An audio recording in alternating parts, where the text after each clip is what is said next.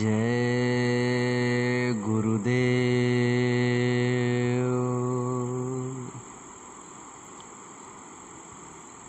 परम पूज्य परम संत बाबा जय गुरुदेव जी महाराज के चरणों में कोटान कोटि बार नमन प्रणाम करते हुए यह विनय विनती करते हैं कि हम सभी की जीवात्माओं को इस काल माया के देश से छुड़ा करके अपने निज धाम सतलोक सचखंड ले चलें। साथ ही साथ पूज्य महाराज जी के चरणों में कोटान कोटि बार नमन प्रणाम करते हुए यह विनय विनती करते हैं कि हम सभी की जीवात्माओं पर अपनी दया दुआ बनाए रखें। हम सभी जीवात्माओं को अपना मार्गदर्शन देते रहें। जय गुरुदेव।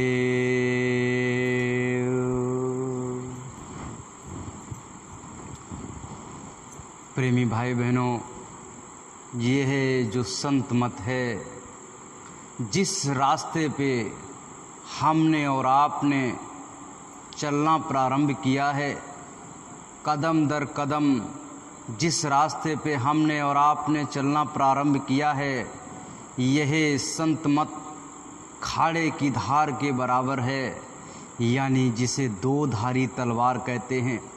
इसके दोनों तरफ धार है और आपको इस पे चलना है। गुरु महाराज ने बताया इस पे चलना कोई सुगम कार्य नहीं है, लेकिन इस कलयुग की मलिन बेला में संत महात्माओं ने हमको और आपको इतनी दया दुआ दे दी है, हमको और आपको वो सामर्थ्य दे दिया है कि नीचे के चक्रों को हमको और आपको जगाने की आवश्यकता नहीं पड़ेगी। यानी गुदा चक्र, उसको जगाने की आवश्यकता नहीं पड़ेगी। वहाँ पे गणेश भगवान बैठे हुए रिद्धियों सिद्धियों को लेकर के बैठे। पहले क्या होता था, पहले गुदा चक्र को जगाइए, हजारों साल लग जाते थे गुदा चक्र को जगाने के लिए, और वहाँ पे रिद्धियाँ सिद्धियाँ लेकर के गणेश भगवान बैठे, तब कहीं रिद्धियाँ सिद्धियाँ जागती थी। इसके बाद में ऊपर के चक्र पे लिंग द्वार पे बैठे हुए अपने ब्रह्मा जी। इसके बाद में आपके नाभि द्वार पे बैठे हुए विष्णु भगवान। इसके ऊपर हृदय द्वार पे बैठे हुए आपके शंकर भगवान, और इसके ऊपर कंठ चक्र पे बैठी हुई हैं आपकी आध्या माँ शक्ति। अभी कुछ दिनों के बाद में नवरात्रि शुरू हो जाएगी, और नवरात्रि को हम और आप समझते हैं कि इसमें जो 9 देवी हैं उसमें दुर्गा का नाम है, वो आध्या माँ शक्ति हैं। जब यहाँ के राक्षसों ने ज़्यादा, एक भैंसासुर नाम का राक्षस हुआ, उसने जब ज़्यादा आतंक मचाया तो जो है वो दुर्गा यानी आध्या माँ शक्ति को जन्म लेकर के यहाँ पर आना पड़ा, और आकर के यहाँ पर दुष्टों का विनाश किया। ऊपर में आपका छठा चक्र है, वो है आपकी जीवात्मा का, यानी आप स्वयं जहाँ पर बैठे हुए हो। अब हमको और आपको अपनी जीव आत्मा को जगाना है। गुरु महाराज ने हमको और आपको हिदायत दी है, हमको और आपको बताया है कि आपको अपनी जीव आत्मा को जगाना है। उन्होंने कभी भी ये नहीं कहा कि आपको पहले गुदा चक्र को जगाना है, या लिंग चक्र को जगाना है, या नाभि चक्र को जगाना है, या हृदय चक्र को जगाना है, या कंठ चक्र को जगाना है। नीचे के किसी भी चक्र को जगाने के लिए गुरु महाराज ने किसी भी सत्संग में कहीं भी कोई शब्द नहीं बोला। उन्होंने कहा कि अपनी जीव आत्मा को जगाना है। और हमारी जीव आत्मा कहाँ बैठी हुई है? इन दोनों आँखों के ऊपर, जहाँ पर हमारी माताएं बहनें बिंदी लगाती हैं और भाई लोग तिलक लगाते हैं, यही स्थान पे हमारी जीव आत्मा बैठी हुई है। और इसी के बारे में गुरु महाराज ने कहा कि अपनी जीव आत्मा को जगाना है। अगर जीव आत्मा को जगाना है तो साधना कहाँ से करनी पड़ेगी? किसको जगाना पड़ेगा? अपने ज्ञान चक्र को, यानी छठे चक्र को उजागर करना पड़ेगा। यहीं से ध्यान भजन करना है आपको, यहीं से गुरु का सुमिरन करना है आपको। लेकिन अगर आप जब भी सुमिरन ध्यान भजन पे बैठे, जब भी गुरु की याद में बैठे, ऐसे मुंडी नीचे कर लिए और ध्यान आपका पूरे नीचे की तरह रहा, गुरु महाराज ने कहा ऐसे खींच करके अपने आप को नीचे के ऊर्जा को अंदर में खींचिए और खींच करके वहाँ पर ले जाइए, पूरे ध्यान को वहाँ पर ले जाइए। अपने चित्त को अपनी आत्मा के साथ में लगा कर ध्यान से अपने जो आपको क्रिया बताई गई है वो करिए, तब जा कर के आपको उसका परिणाम मिलेगा। गुरु महाराज ने कहा जो चित्त है, ये चित्त कोई और नहीं, आपके मन का अति सूक्ष्म भाग है, जिसको हम लोग चित्त बोलते हैं कि हमारा चित्त नहीं लग रहा, हमारा चित्त बेकार हो गया, हमारा चित्त ऐसा हो गया। ये मन का अति सूक्ष्म भाग है, यानी मन से भी तेज है। जैसे कोई भारी भरकम बस बना दी जाए तो वो कम स्पीड में चलेगी, ट्रक है कम स्पीड में चलेगा, और वहीं पे आपकी मारुति है, आपकी 4 व्हीलर है, ये छोटी है, हल्की है, ये एकदम 60 दे आगे निकल जाएगी। ऐसे ही अपना जो चित्त है ये मन का अति सूक्ष्म भाग है, यानी ये मन से भी तेज है। अभी तक तो हम मन को ही नहीं पकड़ पा रहे थे, मन को ही रोकना बहुत बड़ी बात थी, लेकिन अब ये चित्त के बारे में भी पता लग गया, ये तो अति सूक्ष्म भाग है, ये तो मन से भी तेज है, इसको कैसे रोका जा सकता है।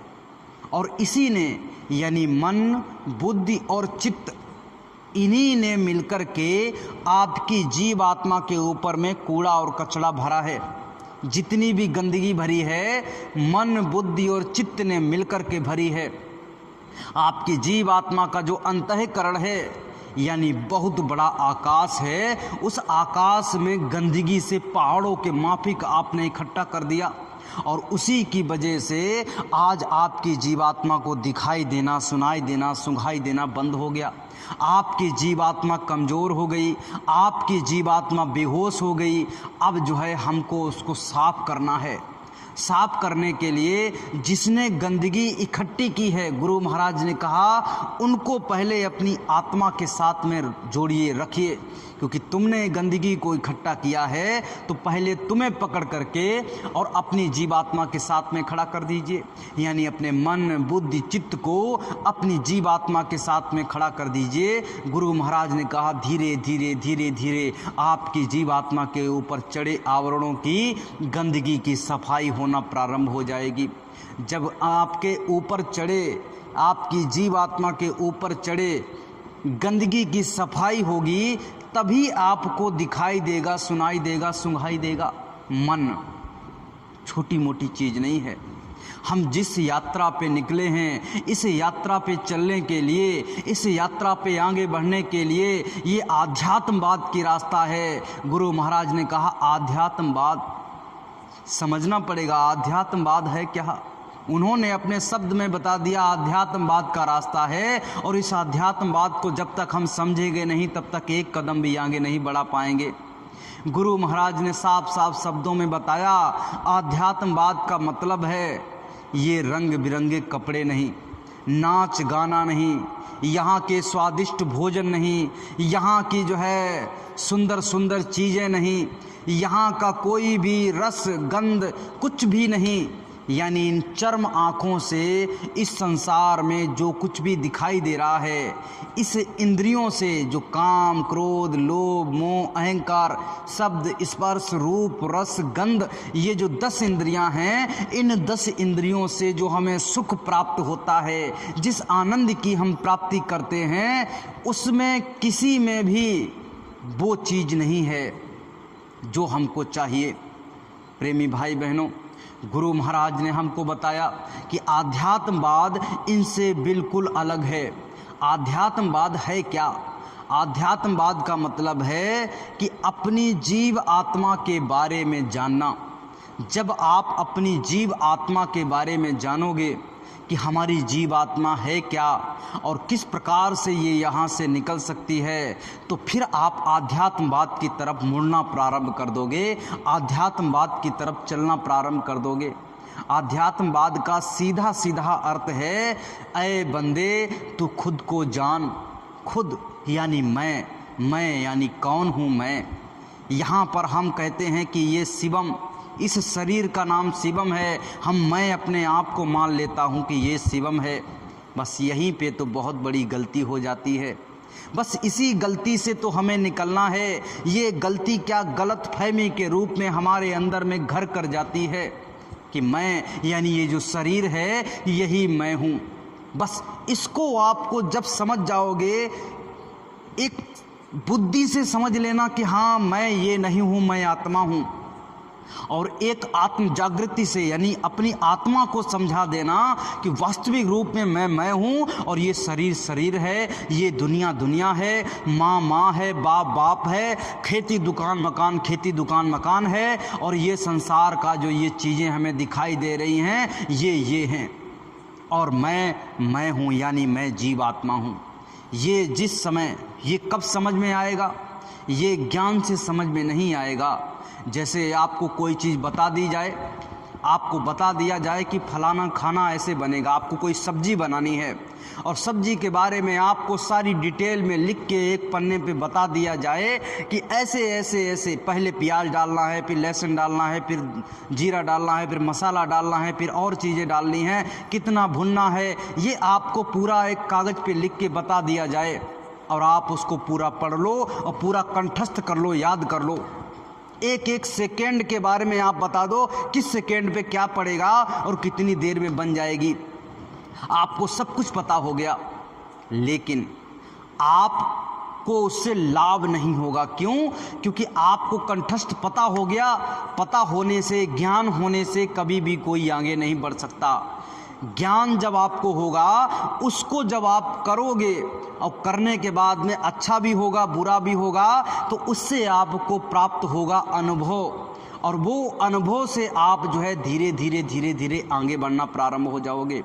ये आध्यात्मवाद का जो सफ़र है, ये आध्यात्मवाद का जो रास्ता है, इस रास्ते पे बहुत सारी कठिनाइयाँ हैं, क्योंकि जिस प्रकार का जीवन हम और आप जीते चले आए हैं, अब वो जो है हजारों करोड़ों सालों से कई जन्म हमने लिए, तो हमारी जीव आत्मा का के साथ में जो मन जुड़ा हुआ है, बुद्धि जुड़ी हुई है, चित्त जुड़ा हुआ है, इनकी प्रवृत्ति वैसी बन चुकी है। जैसे गुरु महाराज ने एक बार बताया कि ये जो गाय है, ये जब मरती है तो वो जो है लड़की का यानी स्त्री का रूप धारण करती है, और ये जो बैल मरता है तो ये पुरुष का रूप धारण करता है, और इनको हमको सताना नहीं है। अब क्या हुआ, इनको पकड़ करके बूचड़ खाने में ले गए, और बूचड़ खाने में इनको काट दिया गया। ये तड़पता रहा और इसको काट दिया गया, यानी अपनी मृत्यु से नहीं मरा। तो इसकी जब संतान पैदा होगी किसी के यहाँ पे, तो वो जो है ऐसी एकदम कटु वचन वाली पैदा होगी, उल्टी फांती पैदा होगी। आप कहोगे इसकी कर्म गति कैसी है, ये हमारा लड़का, हम इसको अच्छी शिक्षाएं दे रहे हैं लेकिन ये भाग रहा, दौड़ रहा, ये हमारी बात को मान ही नहीं रहा। क्यों? क्योंकि उसके जो जीवन में पिछला हुआ है, उसकी बुद्धि से, जैसे आपके अंदर में जो आपको पिछले जन्म में हुआ है वो मिटा तो दिया गया, लेकिन उसकी जो है निशान अब भी आपके ऊपर में बने हुए हैं, आपकी मन बुद्धि चित्त पे अब भी निशान बने हुए हैं, और उसी प्रकार की प्रवृत्ति आपकी डेवलप होती चली जाएगी। जैसे कहा गया, भक्ति बीज बिन से नहीं, चाहे जुग बीते अनंत, ऊंच नीच घर जन्म ले रहे संत का संत। उन्होंने बताया कि भाई भक्ति बीज, अगर आपने पिछले जन्म में भक्ति की है, आपने साधना किया है, किसी गुरु के शरण में चले गए हो, और आपकी उम्र 5 साल बची थी, 10 साल बची थी, और आपने किसी संत की शरण में बैठ करके सुमिरन ध्यान भजन थोड़ा बहुत भी कर लिया, तो अगले जन्म में आप जहाँ भी जन्म लोगे, ये पिछले जन्म वाला आपका प्लस हो जाएगा, क्योंकि कर्म आप जो भी करोगे उसी के अनुसार अगला जन्म आपका अगले जन्म का प्रारब्ध बनता है। मान के चलिएगा, कोई बेचारा जो है गरीब घर में पैदा हो जाता है, कोई अमीर घर में पैदा हो जाता है, कोई जो है शाकाहारी घर में पैदा हो जाता है, कोई जो है मांसाहारी घर में पैदा हो जाता है। अब उस लड़के की क्या गलती है? वो तो कहेगा हमारी तो कोई गलती नहीं थी भाई, हमको क्यों गरीब घर में पैदा कर दिया, हमको भी किसी अमीर घर में पैदा कर देते, वहाँ पर 4-4 मोटर गाड़ी होती, बड़ी बड़ी कंपनियाँ होती, मुझे कोई करने धरने की आवश्यकता नहीं पड़ती। अरे मुझे गरीब घर में पैदा कर दिया, रोज उठते ही ऐसा लगता है कि आज का पेट कैसे भरेगा, आज की रोटी कहाँ से कमाएंगे, इसके बारे में सोचना पड़ता है। ऐसा हमारे साथ में इस भगवान ने अन्याय क्यों किया? उसने कोई भी अन्याय नहीं किया।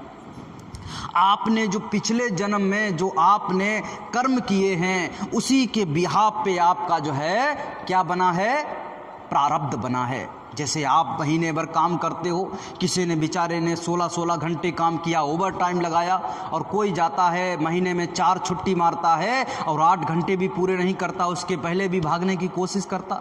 जब आखिर में आपकी सैलरी बनेगी, आपका जो है चार्ट बनेगा सैलरी वाला, तो उसने जिसने मेहनत की है उसी के अनुसार उसकी सैलरी बनेगी, और आपने 4 छुट्टी मारी हैं, उसके बदले में छुट्टी कट जाएगी और उसके अनुसार ही आपकी सैलरी बनेगी। आप सामने वाले को देख के अगर जलेंगे, आप कहेंगे कि भैया उसका जो है 20,000 बना, हमारा 8,000 भी नहीं बना। अरे तो उसने 20,000 वाली मेहनत की है। ऐसे ही ये कर्मों का आवरण होता है। कर्म आपने इस जन्म में जैसे किए हैं, आपका उसी के अनुसार काल भगवान ने आपका प्रारब्ध बना दिया, और यहाँ पर आपको उसी के अनुसार आपको पैदा कर दिया गया। अब आप जो कर्म करोगे, आपको जो दे दिया गया वो ठीक है, अब आप आगे से करोगे जो कुछ, उसके अनुसार आपको अगले जन्म में आपको उसका भरपाई करनी पड़ेगी। तो ऐसे ही गुरु महाराज ने बताया, श्री कबीरदास जी ने कहा कि भक्ति बीज बिन से नहीं। अगर आपने पिछले जन्म में साधना किया है, किसी संत महात्मा के शरण में चले गए, गुरु महाराज ने एक बार की बात है, मथुरा आश्रम पे बहुत सारे बूढ़े बुजुर्ग लोग, 2-4-5 लोग करीब गए उनके पास में, कहने लगे अब तो हमारा आखिरी समय है, मैं तो बिल्कुल बुजुर्ग हो गया हूँ, अब बताइए मैं तो पूजा भजन तो कर नहीं सकता, तो कै नाम नाम लेने से क्या फ़ायदा। गुरु महाराज ने कहा चलते चलाते अगर आपने 1 घंटा भी सुमिरन ध्यान भजन कर लिया, अरे बैठ ना पाओ, लेट के खड़े होकर के जैसे भी आप कर पाओ, अगर आपने ध्यान भी गुरु महाराज का रखा चलते चलाते, और आपने नाम दान ले लिया यानी एडमिशन ले लिया आध्यात्मिक स्कूल में, तो आप समझिएगा आपका काम हो गया। अगली बार आपको एक बना बनाया रास्ता मिल गया, आपने नींव को खोद लिया, बस ईंटें उस पर लगाने की आवश्यकता है, ईंटें लगाते चले जाओगे, आपका मकान बन करके तैयार हो जाएगा। लेकिन आपने क्या किया, नींव ही नहीं खोदी, तो क्या लगता है आप ईंट लगा करके मकान बना सकते हो? नहीं बना सकते। आपने अगर कोशिश भी की, ज़मीन से यहाँ से दीवार बनाते चले जाएं, थोड़ी सी भी अगर किसी ने धक्का दे दिया, थोड़ा सा भी किसी ने हवा आ गई, तो आप जो है आपका मकान एकदम ढह जाएगा, ख़त्म हो जाएगा, गिर जाएगा। इसीलिए प्रेमी भाई बहनों, वो कह रहे हैं कि आप जो पिछले कर्म कर रहे हो, कर्म के अनुसार ही आपको फल मिलेगा। भक्ति बीज बिन से नहीं, चाहे जुग बीते अनंत, ऊंच नीच घर जन्म ले रहे संत का संत। आप किसी भी परिवार में जन्म लेंगे, किसी के भी घर में जन्म लेंगे, लेकिन आपको संत और महात्मा अपनी ऊर्जा से, अपनी शक्ति से, अपने पावर से अपने पास खींच लेंगे, और आपको फिर से मार्गदर्शन दे दिया जाएगा कि ये लो और चलो अपने घर की ओर, अपने घर की ओर चढ़ाई करना प्रारंभ कर दो। इसीलिए ये आध्यात्मवाद का रास्ता है, और इस आध्यात्मवाद के रास्ते पे हमको और आपको धीरे कदम दर कदम बढ़ते चले जाना है। इस पे चलने पे आपको क्या करना क्या पड़ेगा?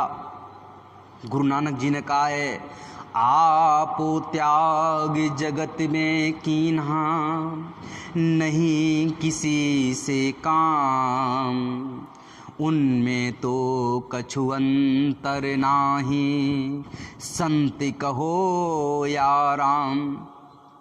उन्होंने कहा कि जो ये जो संत मत का रास्ता है, ये जो आध्यात्मवाद का रास्ता है, इस पे आपको समर्पण करना पड़ेगा। आपको त्याग करना पड़ेगा। जब तक आपके अंतर में त्याग नहीं आएगा, जब तक आपके अंतर में समर्पण नहीं आएगा, हर जगह केवल आप अपना फायदा अगर सोचना प्रारंभ कर दोगे कि ये हमने जो समय दिया इसमें से फायदा कैसे होगा, कैसे हम इसमें से अपने जो है यहाँ इस दुनिया के लिए चीज़ों को इकट्ठा कर सकते हैं, अपने रिश्ते नातों के लिए चीज़ों को इकट्ठा कर सकते हैं, मान सम्मान कैसे प्राप्त कर सकते हैं। अगर आपने सारा समय इसी में देना प्रारंभ कर दिया, आपका हर पल हर क्षण इसी में जा रहा है कि इस दुनिया को हम कैसे बना सकते हैं, तो आप आध्यात्मवाद के रास्ते पे नहीं चल सकते। आध्यात्मवाद का रास्ता, आध्यात्मवाद संत मत त्याग चाहता है। जब तक आपके अंदर में त्याग नहीं आएगा, समर्पण नहीं आएगा, वो कह रहे आपो त्याग जगत में कीन्हा नहीं किसी से काम। इस दुनिया में बहुत सारे लोग हैं कहते हैं कि भाई अगर ऐसा आपने आपकी नौकरी ना लगी तो लोग क्या कहेंगे। अपने मन में हम सोचना प्रारंभ कर देते हैं, हम अपने घर में जाएंगे तो बड़े बड़े बैग लेकर नहीं जाएंगे तो लोग क्या कहेंगे। अपने घर में जाएंगे तो अगर पैसे लेकर के नहीं जाएंगे तो हमारे माँ बाप क्या कहेंगे, हमारा परिवार के लोग क्या कहेंगे। हम घर में जाएंगे तो हमारा शरीर मोटा ताज़ा नहीं होगा तो लोग क्या कहेंगे। अरे भाई ये दुनिया जो है, आप कुछ भी करके जाइए, आप अगर बड़े बड़े बैग लेकर के गए तब भी ये दुनिया वाले कहेंगे मुझे लगता है अरे भाई कितनी मेहनत से पैसा कमाया जाता है, ये बड़े बड़े बैग लेके आया, मुझे लग रहा है चोरी चमारी का काम करता है। आप अगर जो है इस दुनिया में कुछ भी कर लीजिए लेकिन आपके ऊपर में उंगली उठनी ही उठनी है। इसलिए गुरु महाराज ने कहा जब उंगली उठनी ही उठनी है, इस संसार से जब आप जाओगे तो आपके तन पे एक कपड़ा भी नहीं रहेगा, आपको उठा करके और शमशान घाट पे जला दिया जाएगा। आपके साथ में जब कुछ जाने वाला नहीं है तो फिर क्यों उसके बारे में चिंता करना कि हमारे साथ में क्या होगा, लोग हमारे बारे में क्या सोचेंगे। केवल अपनी जीवात्मा के बारे में सोचिए, उस आखिरी दिन के बारे में सोचिए, उस समय उस पल के बारे में सोचिए जिस समय हमारी आखिरी श्वास निकलेगी, जिस समय हमारा आखिरी वक्त आएगा, उस समय हम क्या करेंगे। उस समय हमारे पास में ऐसी कौन सी पूंजी होगी, ऐसा कौन सा व्यक्ति होगा, ऐसा कौन सा इंसान होगा जो हमारी हेल्प करेगा, हमारी सहायता करेगा। क्योंकि जन्मत मरत दुसह दुख होई, जन्मने और मरने में इतनी अत्यंत पीड़ा होती है, जैसे 900 बीछी एक बार में आपके डंक मार दें, इतनी पीड़ा आपको हर पल हर क्षण होगी जब तक आपके प्राण निकल नहीं जाएंगे। एक बीछी किसी के डंक मार दे तो उसकी हालत ख़राब हो जाती है, महीनों तक बेचारे को जो दर्द होता है, लेकिन 900 बीछी एक बार में मार दें, इतना दर्द हर पल हर क्षण होता रहता है। जब वो तोड़ तोड़ के आपके शरीर से ऊर्जा को, पावर को खींचते हैं, बाहर निकालते हैं इस जीवात्मा को। प्रेमी भाई बहनों, समझने की आवश्यकता है। हम और आप इस रास्ते पे जो चलना प्रारंभ किए हैं, ये आध्यात्मवाद का रास्ता, ये बड़ा कठिन रास्ता है, लेकिन संत महात्माओं के बताए अनुसार अगर चलते रहेंगे, उनकी बातों को अगर हम मानते रहेंगे, उनकी बातों को अमल करके अपने अंदर में उतारते रहेंगे, तो ये रास्ता सुंदर, सुगम और सरल बन जाएगा।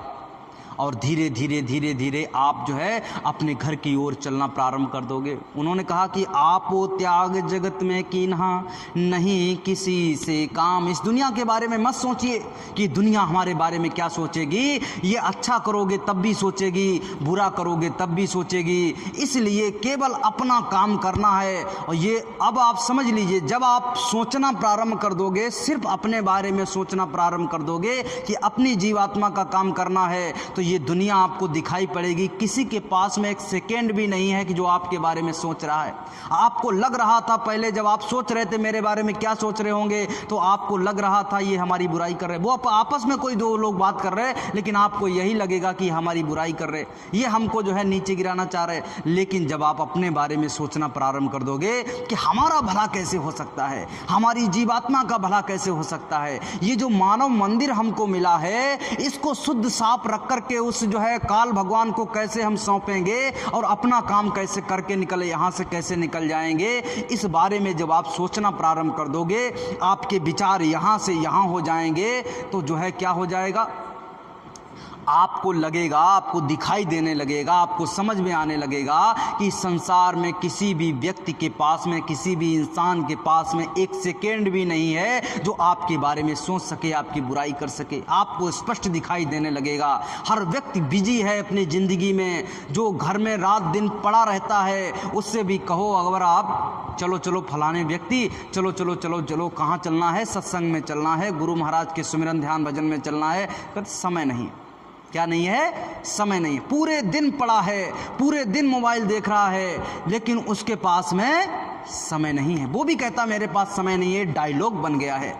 इसलिए प्रेमी भाई बहनों, हमको केवल अपने कार्य के बारे में सोचना है। आपो त्याग जगत में कीन्हा, नहीं किसी से काम, उनमें तो कछु अंतर नाही, संत कहो या राम। उनमें कुछ अंतर नहीं है। जिस राम के बारे में बताया गया है, उल्लेख किया है नानक जी ने, वो राम, चौथे राम के बारे में उल्लेख कर रहे हैं। वो पहला राम दशरथ कर बैठा, दूसर राम घट घट में लेटा, तीसर राम ने जगत पसारा, चौथा राम है जग से न्यारा।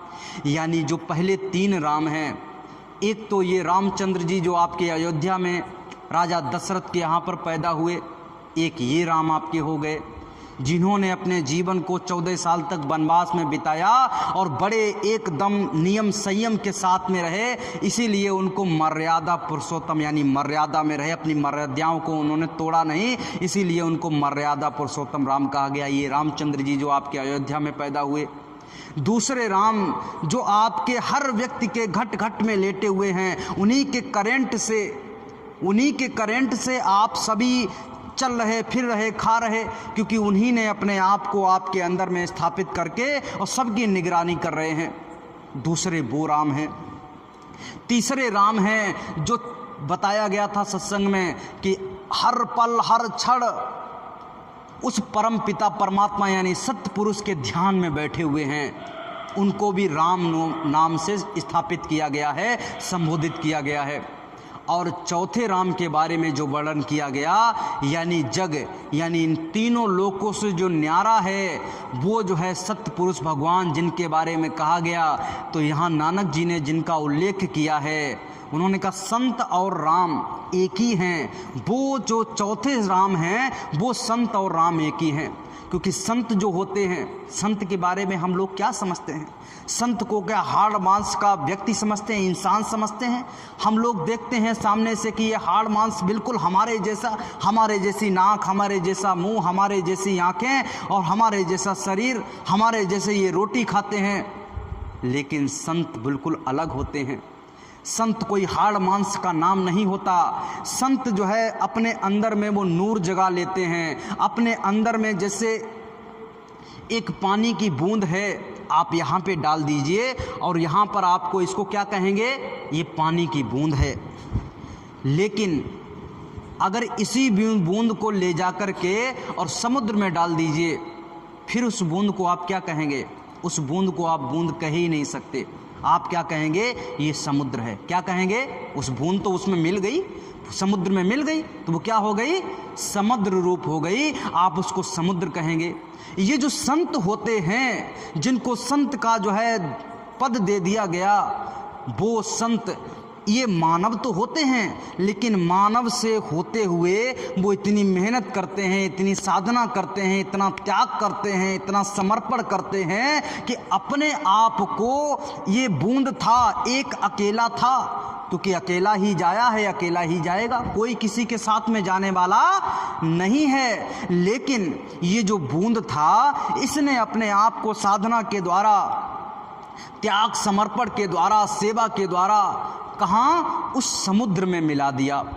जो सत्य पुरुष भगवान जहाँ पे हैं, जहाँ अथाह सागर है, वहाँ पर अपने आप को ले जा करके और उसी समुद्र में मिला दिया। तो ये कौन हो गया? कौन हो गया? अब ये बूंद नहीं रहा, अब ये इंसान नहीं रहा, अब ये संत बन गए हैं। और संत मतलब पूर्ण रूप से शांत हो गए हैं और उस समुद्र में मिल गए हैं, तो ये समुद्र रूप हो गए हैं। हमको और आपको भी तो वही करना है। गुरु महाराज ने अपने आप को समुद्र में मिला करके, समुद्र रूप होकर के आपको रास्ता बता दिया कि देखो ये सच्चा रास्ता है, इस पे अगर चलोगे तो धीरे धीरे धीरे धीरे बूंद बाई बूंद चलते हुए और अपने आप को समुद्र में मिला दोगे। समुद्र में अगर अपने आप को आपने मिला दिया तो आप समझिएगा आपका क्या होगा। आप जो है वो परम धाम आपको मिल जाएगा, वो संत मत आपको मिल जाएगा। और संत मत का मतलब होता है पूर्ण रूप से शांत हो जाना। कोई गाली दे रहा है तब भी फर्क नहीं पड़ रहा, कोई अगर आपको जो है कुछ गलत शब्द बोल रहा है तब भी फर्क नहीं पड़ रहा। यानी काम, क्रोध, लोभ, मोह, अहंकार, पांचों इंद्रियों का दमन कर दिया, पांचों इंद्रियों को एकदम गला घोट दिया और उसकी जगह पे विरह, विवेक, शील, क्षमा, संतोष को आपने जगा लिया। उन्हीं को कहा जाता है संत। और संत जो हो जाता है इस दुनिया से परे हो जाता है, इस दुनिया से अलग हो जाता है। इसीलिए उस चौथे राम और चौथे जो संत हैं उनके बारे में बताया गया। गुरु नानक जी ने कहा ऐसे अगर कोई इंसान आपको मिल जाए तो उनको जो है अपना गुरु बना लीजिए। उनको जब अपना गुरु बना लोगे तो इस संसार से आपको निकाल लेंगे। जब आखिर की बेरी आएगी, आखिर का वक्त आएगा, तो गुरु महाराज ने बताया कि आखिर का वक्त जब आएगा, जब कोई भी आपकी सहायता ना करे, आप भोले बाबा को याद कर लेना, आप शंकर को याद कर लेना, आप हनुमान जी को, सीता, जो भी आप मानते हो उसको याद कर लेना। और कोई भी आपकी सहायता ना करे तो आप जय गुरुदेव नाम ले लेना। यानी जो बताया गया है, गुरु नानक जी कह रहे हैं कि ऐसा कोई इंसान मिल जाए जिसने अपने आप को समुद्र में मिला दिया हो तो उसको अपना गुरु बना लीजिए। गुरु महाराज ने कहा जब आपको समस्या पड़े तो ये जय गुरुदेव नाम लेना, आपको जो है मैं अंतर में मिलूँगा। और जिसने जिसने ये किया उनको अंतर में मिले, और जब मिले तो पूर्ण रूप से विश्वास हो जाना चाहिए कि हमारे गुरु महाराज सच्चे हैं। इन्होंने जिस नाम को जागृत किया है जय गुरुदेव, ये नाम सच्चा है, उस महाप्रभु का है। और इस नाम से हम जो है तर सकते हैं, अपनी जीव आत्मा का कल्याण करवा सकते हैं और अपने गुरु के वचनों पे उन्होंने जो रास्ता बताया है उस पर चल सकते हैं। यही तो हमको और आपको करना था, इसी के लिए हमको और आपको ये मानव जीवन मिला था। लेकिन हमने अपने मानव जीवन को कौड़ियों के भाव में बेच दिया। हमको ऐसा लग रहा है कि इस संसार की जो वस्तुएं हैं इनको छोड़ते ही हम मर जाएंगे, हम जो है कैसे जिएंगे। लेकिन जैसे जैसे आप कदम दर कदम बढ़ाते चले जाओगे, आपकी जीव आत्मा का कल्याण होता चला जाएगा। यहाँ पर सारे फसाद की जड़ कौन है? ये मन है। कौन है? ये मन है। और मन ने हमारे अंदर में भ्रम पैदा कर दिया। क्या पैदा कर दिया है? भ्रम पैदा कर दिया है। और सबसे बड़ी अगर ताकतवर कोई चीज है, काल भगवान की सबसे ताकतवर हथियार है, जिससे उन्होंने जो है बड़ी बड़ी जीवात्माओं को, बड़ी बड़ी ताकतवर जीवात्माओं को नीचे धराशायी कर दिया। तो वो जो है उनका हथियार है भ्रम। क्या है? भ्रम। यानी आपके अंदर में भ्रम पैदा कर देना। आप भूल जाते हैं कि हमारे अंदर में कितनी शक्ति है, हमारे अंदर में कितना पावर है। जैसे हनुमान जी थे, उनको पता ही नहीं था मेरे अंदर में कितना पावर है, वो भूल जाते थे। वो इंद्र ने उनको अश्राप दे दिया था। जब पूरा समुद्र पार करना था तो क्या किया गया? जामवंत और भी अन्य बंदर भालुओं ने क्या किया? उनको जो है याद दिलाया कि तुम में कितनी शक्ति है। जब उनको याद आया मेरे अंदर इतनी शक्ति है, तब वो जाकर के लंका में गए और लंका दहन करके वापस चले आए। इसी प्रकार से आपको अपने आप को याद दिलाना है कि हम जीव आत्मा हैं, हम काल के जीव नहीं हैं। हम यहाँ पर आकर के केवल फंस गए हैं। हम अगर यहाँ से निकल गए, गुरु महाराज ने कहा इन जीवात्माओं को घेरने के लिए काल को बहुत पापड़ बेलने पड़े। क्यों? क्योंकि जीव आत्मा में ईश्वर से ज़्यादा शक्ति थी। एक एक जीवात्मा में ईश्वर से ज़्यादा शक्ति थी, ईश्वर से ज़्यादा प्रकाश था, पावर था। लेकिन इस काल भगवान ने आपको जो है यहाँ पर फंसा दिया। करोड़ों अरबों खरबों अनंतों जीवात्माओं को एक व्यक्ति ने फंसा दिया, एक जीवात्मा ने फंसा दिया। केवल उसके पास में सिस्टम था, उसके पास में पावर था, इसके पास में सिस्टम था। जैसे हाथी होता है, हाथी के पास में कितना पावर होता है, कितनी शक्ति होती है। अगर वो एक सूंड मार दे तो आपके जो है चिथड़े उड़ जाएंगे। लेकिन उसको जो है कंट्रोल में कौन रखता है? छोटा सा इंसान, 5.5 फुट का इंसान, ये जो है किसको कंट्रोल में रखता है? हाथी को। इतना बड़ा, इतना शक्तिशाली हाथी, और वो एक इंसान ऊपर बैठ जाता है, उसी की उंगलियों पे नाचता है। आपको समझना चाहिए, क्यों? क्योंकि उसके पास में सिस्टम है, उसके पास में समझदारी है। ऐसे ही क्या किया काल भगवान ने? हम सभी जीवात्माओं को एक सिस्टम से बांध दिया और ऊपर से विधान बना दिया। हम सभी जीवात्माएं ईमानदार हैं। अगर हम लोग हुरमुट होते और लड़ते फिरते तो यहाँ से निकल जाते, लेकिन हम लोग ईमानदार, ये जीवात्माएं पूर्ण रूप से ईमानदार, सतपुरुष भगवान के बच्चे हैं, ये ईमानदार हैं। ऊपर से आए और जब कोई कर्म अच्छा और बुरा फंस गया, उसने चित्त भी अपना रखा और पट भी अपना रखा।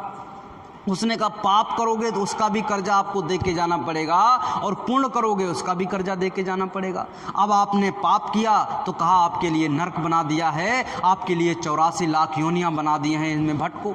अब बेचारे उसमें भटकने लगे। आपने पुण्य किया तो कहा कि आपके लिए हमने स्वर्ग बनाया है, बैकुंठ बनाया है। आपने पुण्य किया है, जाओ स्वर्ग और बैकुंठ में इनका भोग भोगो, आनंद लो। आप गए, आनंद लिया। पूर्ण छीड़े मृत्यु लोके। जैसे ही आपका पूर्ण जो था, जितना था वो उतना खत्म हुआ, आपको उठा करके फिर भी हिस्से किस में डाल दिया? फिर से इस मृत्यु लोक में डाल दिया। प्रेमी भाई बहनों, बस यही तो समझने की आवश्यकता है। उन्होंने कहा पाप पुण्य जब हुई है नासा, तब हुई है सतपुर में बासा। यानी पाप और पुण्य, ये जो आपने कर्म किए हैं, चित्त भी उसकी है, पट भी उसकी है। जब दोनों सिक्का ही आपने हटा दिया कि न चित्त न पट, तब आप यहाँ से निकल सकते हो।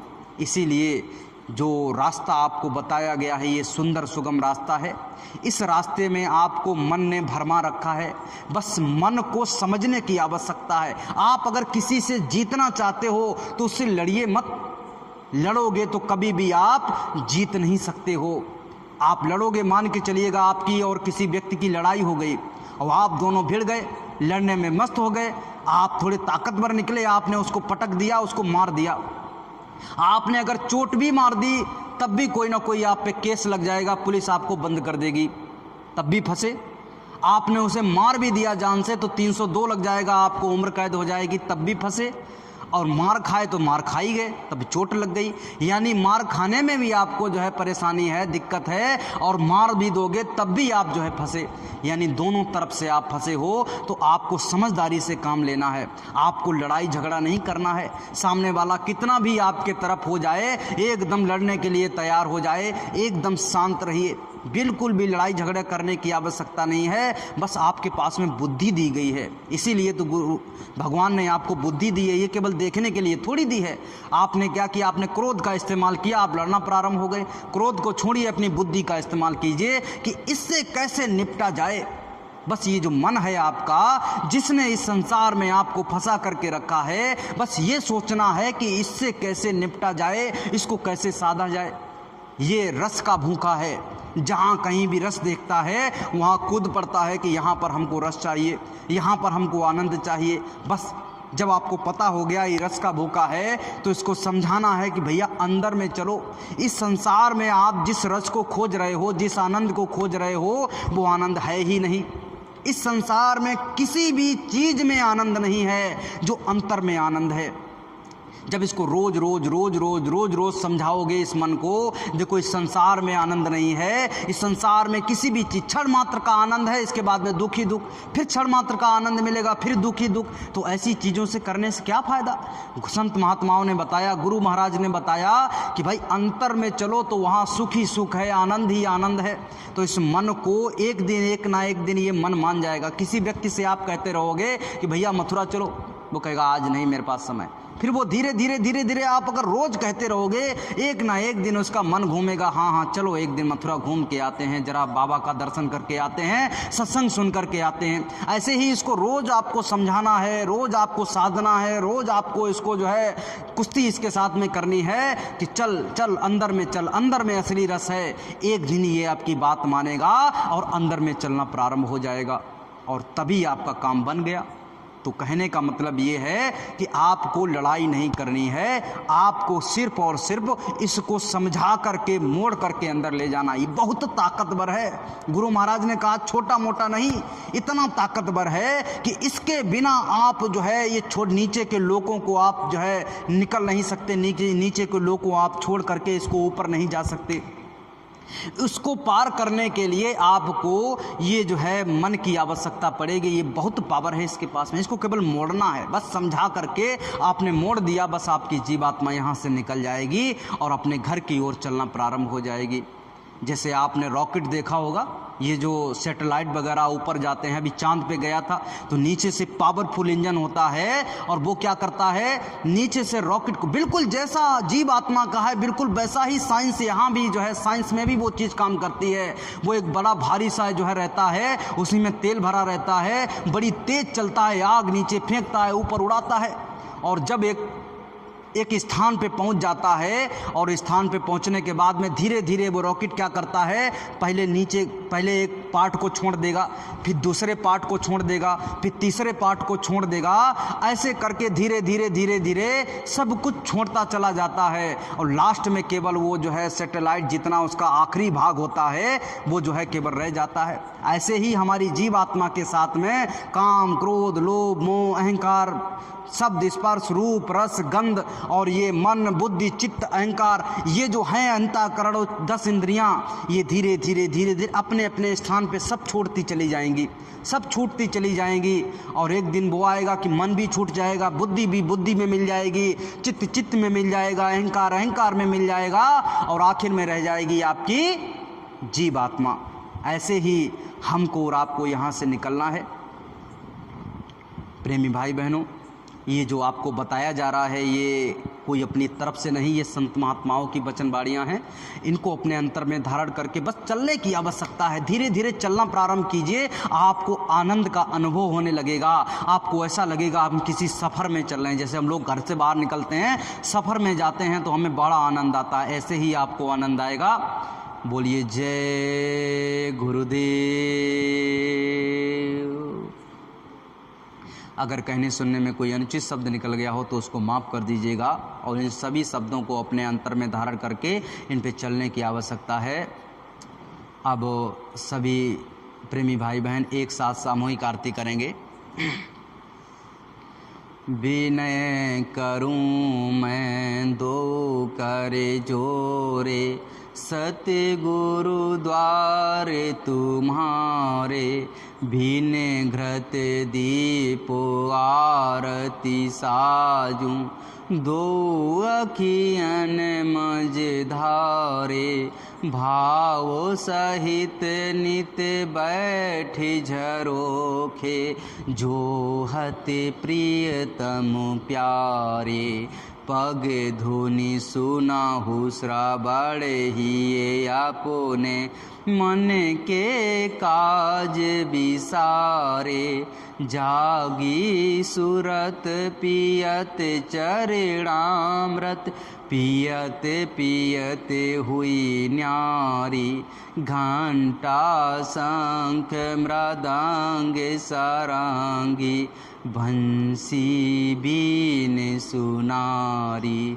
जय गुरुदेव जी की आरती करते, गावती जय जयकारे, विनय करूं मैं दो कर जोरे, सतगुरु द्वारे तुम्हारे, मालिक द्वारे तुम्हारे, दाता द्वारे तुम्हारे, समर्थ द्वारे तुम्हारे।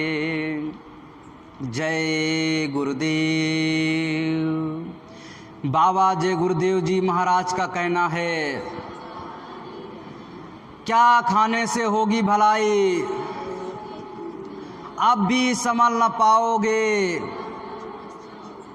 पूज्य महाराज जी की प्रार्थना, हाथ जोड़कर विनय हमारी, सभी प्रेमी भाई बहन शुद्ध शाकाहारी रहेंगे, विचारों से भी शुद्ध शाकाहारी रहेंगे और अपने गुरु महाराज के चरणों में मत्था टेक करके अपने गुनाहों की माफ़ी मांग लेंगे।